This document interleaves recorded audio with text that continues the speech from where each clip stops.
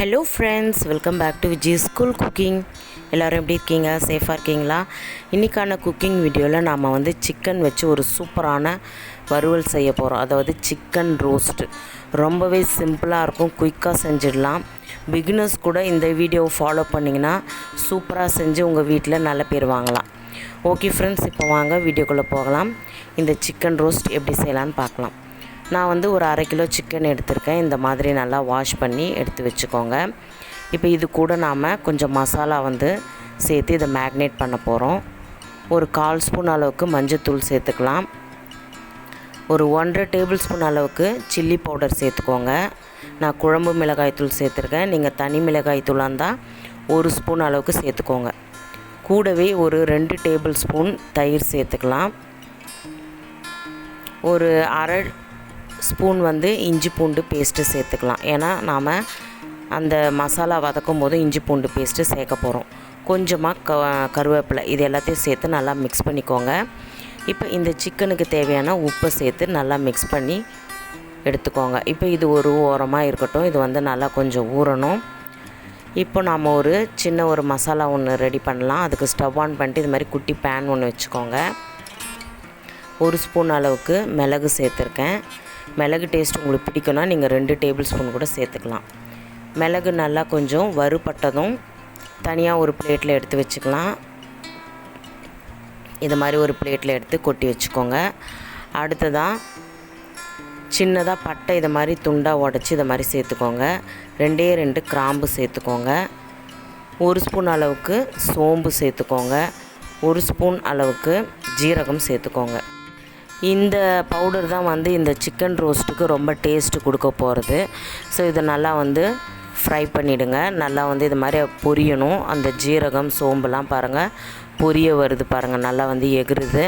So இந்த ஸ்டேஜில் நீங்கள் ஸ்டவ் ஆஃப் பண்ணிவிட்டு இதையும் நீங்கள் அந்த மிளகோடு சேர்த்து கொட்டி வச்சுக்கோங்க. இது நல்லா ஆறுனதும் நீங்கள் வந்து இதை மிக்சியில் பவுடர் பண்ணாதீங்க. உங்கள் வீட்டில் அம்மியோ இல்லை இந்த உரல்கல் இருக்கும் பார்த்திங்களா, இது மாதிரி இருந்ததுன்னா இதில் இடித்து எடுத்துக்கோங்க.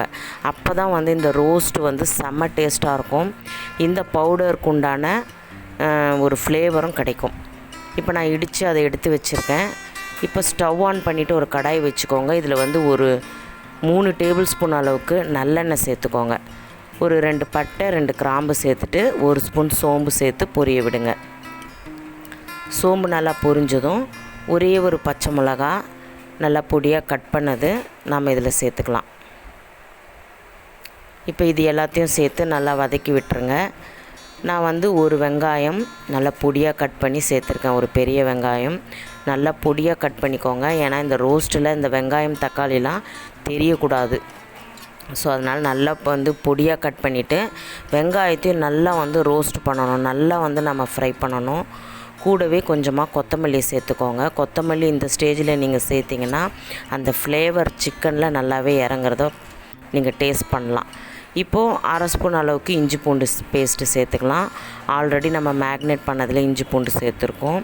இப்போ நான் ஒரு தக்காளி பழம் நல்லா வந்து சின்ன சின்னதாக கட் பண்ணிவிட்டு சேர்த்துருக்கேன். இப்போ இது எல்லாத்தையும் சேர்த்து நல்லா வதக்கிக்கோங்க. இந்த மசாலாவுக்கு ஏற்ற உப்பை சேர்த்துக்கோங்க.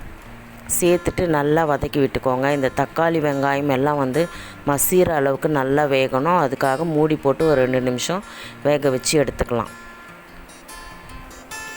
அடுத்ததாக நாம் மேக்னேட் பண்ணி வச்சுருந்த சிக்கன் இதில் சேர்த்துக்கலாம். நம்ம ஆல்ரெடி மிளகாய்த்தூள்லாம் இதிலே சேர்த்ததுனால நான் இப்போ அப்படியே வந்து டைரெக்டாக இதில் சேர்த்துக்கிறேன். சேர்த்துட்டு நல்லா மிக்ஸ் பண்ணிக்கோங்க. நல்லா வந்து ஒரு 2 செகண்ட் வந்து நல்லா மிக்ஸ் பண்ணிவிட்டு ஃபைனலாக வந்து கரம் மசாலா 1 ஸ்பூன் அளவுக்கு சேர்த்துக்கலாம். நல்லா மிக்ஸ் பண்ணிக்கோங்க. நாம் இதில் தண்ணிலாம் எதுவும் விட போகிறதில்ல. அப்படியே தான் நம்ம வந்து இதில் குக் பண்ண போகிறோம். அந்த சிக்கனில் வர தண்ணி தான் நம்ம குக் பண்ண போகிறோம். ஸோ இது ஒரு 2 நிமிஷம் நீங்கள் மூடி போட்டு இது மாதிரி வேக வச்சிங்கன்னா வந்து இந்த சிக்கனில் இருக்கிற தண்ணிலாம் வெளியே வந்துடும். இதுவே நம்மளுக்கு போதுமானது. இப்போ நல்லா ஒரு தடவை நல்லா மிக்ஸ் பண்ணி விட்டுருங்க. இப்போ பாருங்கள், அந்த சிக்கனில் இருக்கிற தண்ணிலாம் நல்லாவே வந்து வெளியே வந்துட்டுருக்கு. இப்போ நாம் ஸ்டவ்வை வந்து மீடியம் ஃப்ளேமில் வச்சுட்டு இதை மூடி போட்டு ஒரு 10 நிமிஷம் அப்படியே வேக விட்டுருங்க. சிக்கன் நல்லா வெந்துடும். அதுக்கப்புறமா நம்ம பார்க்கலாம். இப்போ ஒரு 10 நிமிஷம் நல்லா வெந்துடுச்சு. பாருங்கள், இன்னுமே வந்து நல்லா அந்த எண்ணெய்லாம் பிரிஞ்சு அந்த தண்ணிலாம் வந்து நல்லா வந்து வந்திருக்கு. இப்போ லைட்டாக ஒரு கிளறி விட்டுருங்க. இப்போ நல்லா ஒரு சிக்கன் பீஸ் எதுனா ஒரு பீஸ் எடுத்துகிட்டு இது மாதிரி செக் பண்ணி பார்த்துக்கோங்க. சிக்கன் நல்லா வெந்துடுச்சு பாருங்கள். 10 நிமிஷம் போதும், சிக்கன் வந்து சீக்கிரமாக வெந்துடும்.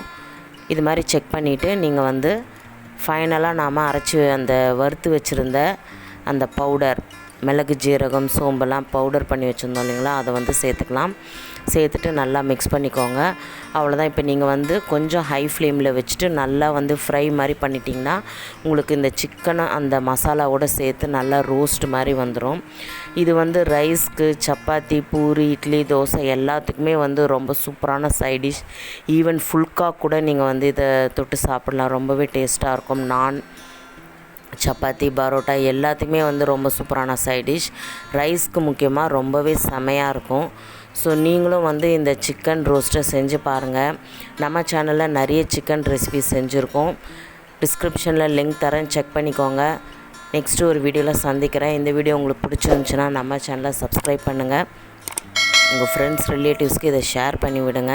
அண்ட் மறக்காமல் உங்கள் வீட்டில் இந்த சண்டே செஞ்சு பார்த்துட்டு எப்படி இருந்துச்சுன்னு கமெண்ட்ஸில் சொல்லுங்கள். நெக்ஸ்ட் ஒரு இன்ட்ரெஸ்டிங்கான வீடியோவில் சந்திக்கலாம். Until then, it's bye from Vijis.